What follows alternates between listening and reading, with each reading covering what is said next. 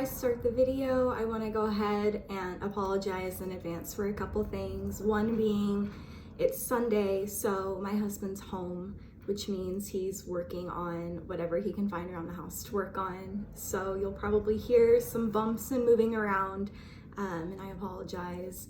Secondly, we live off of a pretty busy road, so there's going to be cars that you can hear passing by, and I plan on working on that in the future and canceling out that noise, but for the time being, that's what we've got going on. And then the last thing is I'm just kind of all over the place. This is new to me, and it's definitely something that is making me push my comfort levels a little bit. So that all said, I think we'll go ahead and get into the video for today. But I did a poll yesterday and asked what should be my first video. So it was actually a three-way tie between a makeup tutorial, my personal growth, just a video about everything that ties in with that, and then my pregnancy story with my daughter. So I filmed this story with my daughter, and then today I think we're going to tackle the personal growth, just because I already do have my makeup done, so I don't want to take it off to film a makeup tutorial today. But that will be next for sure, and it'll just be like a get ready with me while I put my makeup on, and I'll talk a little bit about what I'm doing. But so for today's video, personal growth. So if you guys don't know me personally, which I'm hoping eventually we'll get to a point on here where I'm getting more viewers and this won't be such common knowledge, but if you don't know me personally, let me give you a quick little recap of everything. So I am married, I've got 2 kids, and things are spectacular now in my life, but it wasn't always simple for me. It was a lot of challenges. There were a lot of things that I really wish I hadn't have had to go through. And that's kind of what we're going to talk about today. And then we're going to add into that with how I was able to overcome things and what I do just day to day now to make sure that I'm taken care of up here. So for starters, pretty normal childhood, pretty normal upbringing, but I want to say that a lot of like the harder stuff started probably when I started middle school. There was just a point in 6th grade for me where it was really terrible, and I can't really put a pinpoint on what caused that. But there was a point in 6th grade where all of my friends just suddenly stopped talking to me. And that got better, but I really didn't fully recover from that. Even going into high school, I was still very timid and felt kind of just like I didn't fit in very well. And I had friends, you know, everything was still pretty normal, but I was bullied a lot for my size. You know, I'm very small, and you know, I went through the phase where all the guys I liked would ask my friends out because they were a little bit more developed or a little more out there and not so shy, and I just I didn't really know how to handle any of that. And yeah, I don't know, that's kind of where we'll start. So I had my daughter, and this will be in the pregnancy story video, but I did have my daughter going into my junior year. I found out I was pregnant. So that was hard because, you know, I was leaving a place where I was normal, and suddenly I was, you know, one of the pregnant girls at my school, and this was at a time when it wasn't super common yet. And I think a lot of people just didn't know how to handle it. I didn't know how to handle it. And that caused a lot of turmoil in here because I was so lost already and was already struggling with, you know, friendships and relationships and just all these things that you really shouldn't have to worry about as a 16-year-old. So then I went on and had her and did my senior year and all of that stuff. But because I had her young, I wasn't doing the things that my friends were doing. You know, I wasn't going out to parties. I wasn't sneaking out.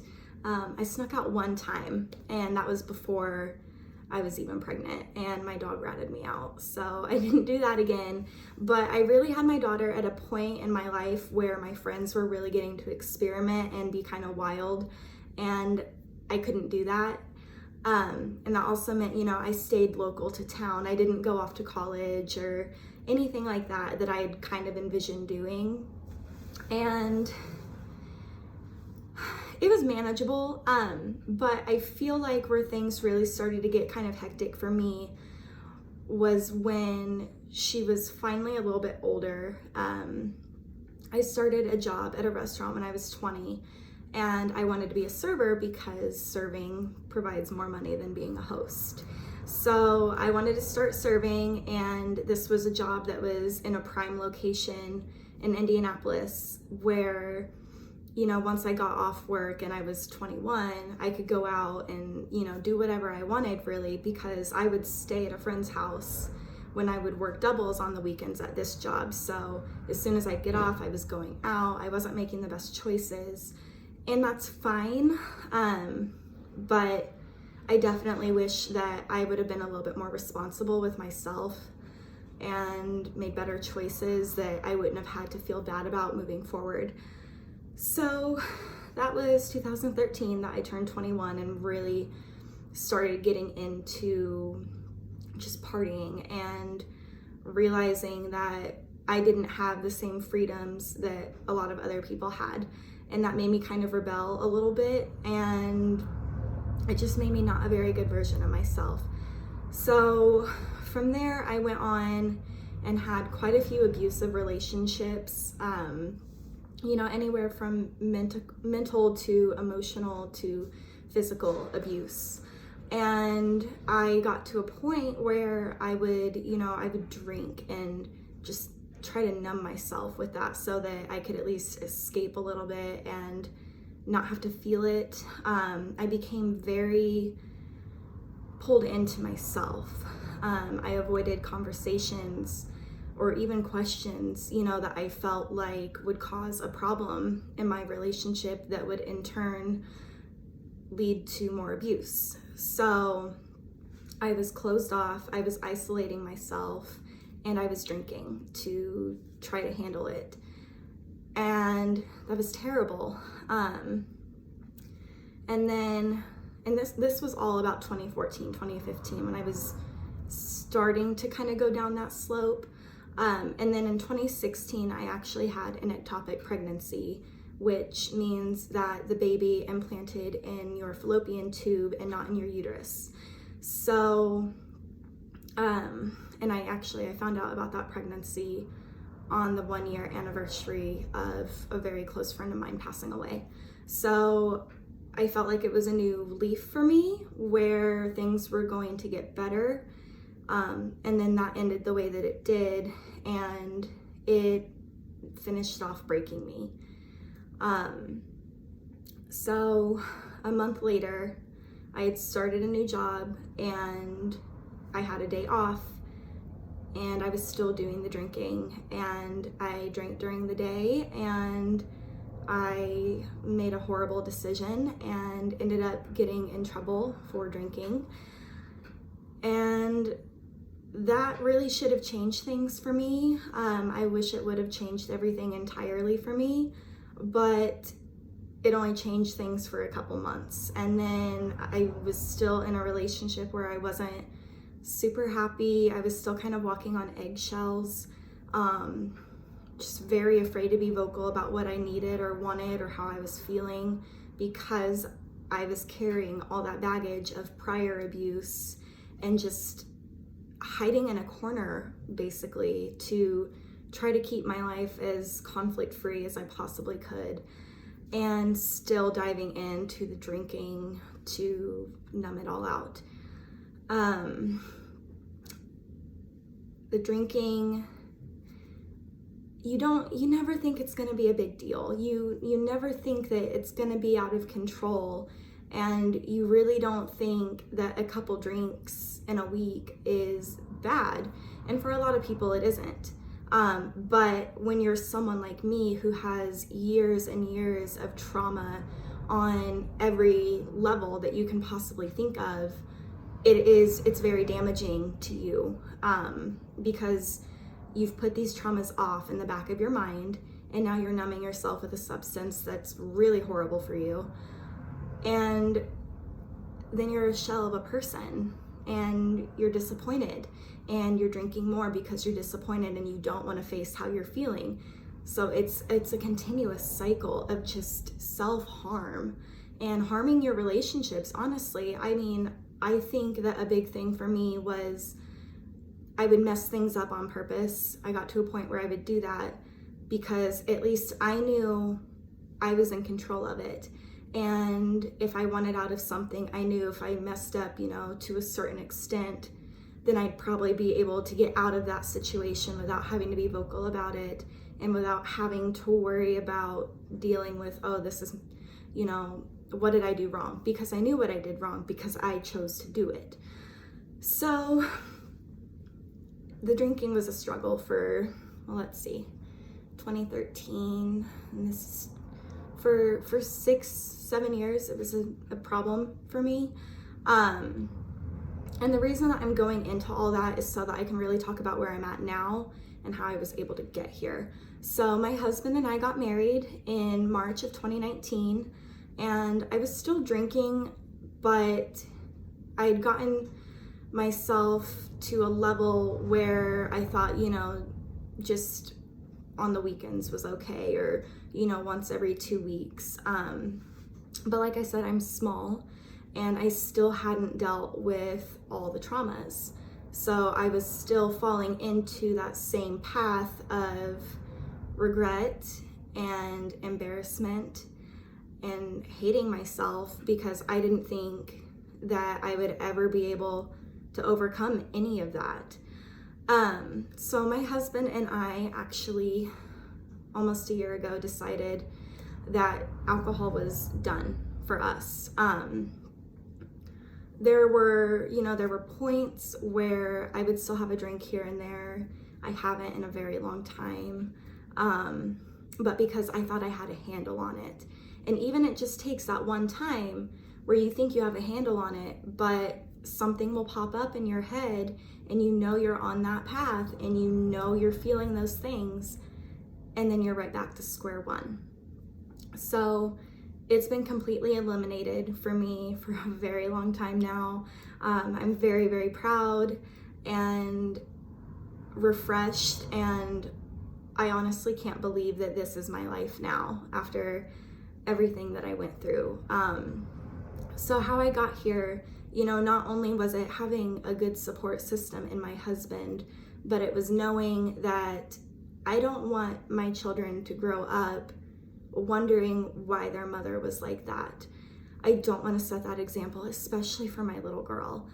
I don't want her to think that behavior is normal and that treatment is deserved in some way. And I didn't want her to see me being weak, thinking that was okay. I had to change for my husband, for my kids, for myself.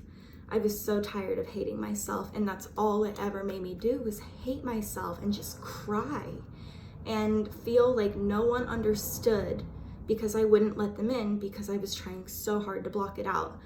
A big thing for me is I think if you think that you need therapy or someone to talk to, do it. It doesn't have to be a professional. It can be a friend or a spouse or a parent, someone that you trust, to really hash those feelings out. And I think the most important part about that is when you do decide to let someone in that way to help you, you have to put your pride down for a minute, because you're going to hear things that you don't want to hear about yourself. Especially, you don't want to be told, yeah, you're doing this and it's wrong, but you need to be told that. And I'm thankful that I had so many people in my life who knew that that was what I needed, was to be told, you're doing this, it's destructive, it's hurting people, this is what you look like when you do that. And it made me look at myself from a perspective that broke my heart, but also held me accountable. And it was a life changer for me. So here I am, no alcohol, nothing really. And things are just so much better. I feel comfortable. I feel like I love myself. I feel like I've earned forgiveness that I wouldn't give myself for a very long time. And it sucks when you stop doing things that are blocking that out, because you do have to face all of the trauma right up front. There's no way around it. You have to really look in yourself and say, okay, this is what's disturbing me. This is what's making me feel this way. And it's painful. It broke me to have to think about everything that I went through to get here. But because I did that, I was able to get here. On top of that, you know, normal stuff that I had convinced myself I didn't have time for, like a hot bath or shaving your legs.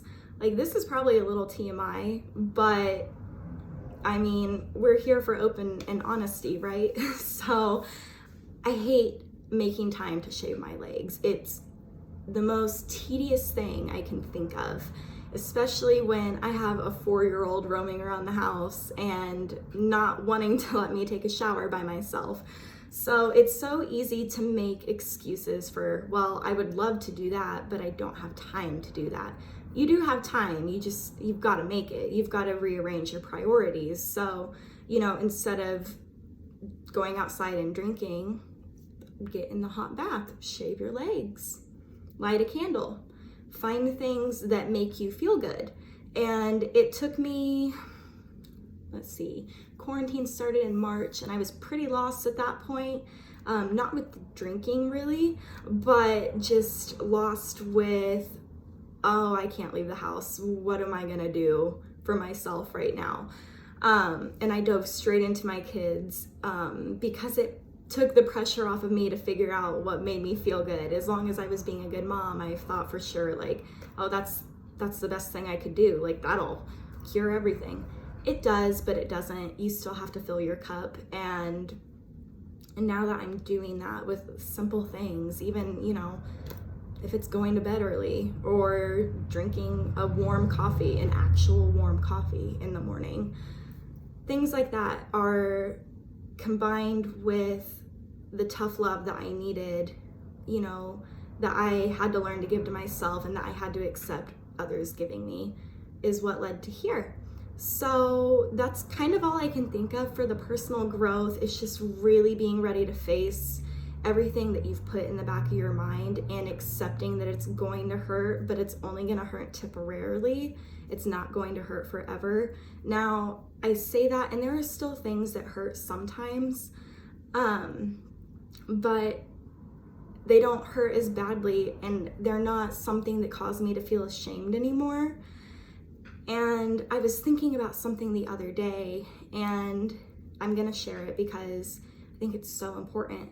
But, you know, we go through things and then we look back at old pictures or old videos or how we used to be, and we're almost frustrated that we've changed, that we're not the same person. Why do you want to be the same person? Why was I upset that I changed? Why was I upset that I couldn't drink anymore and be normal? There's no normal. There's what makes you feel good. And I think we're meant to change. We're meant to grow. You cannot be mad at yourself that you can't handle certain things the same way anymore. You can't be mad at yourself that you've let go of something. You cannot be mad at yourself for growing, evolving, and being better. So I'm gonna end it on that note. Thank you guys for watching, and I really appreciate you guys wanting this video.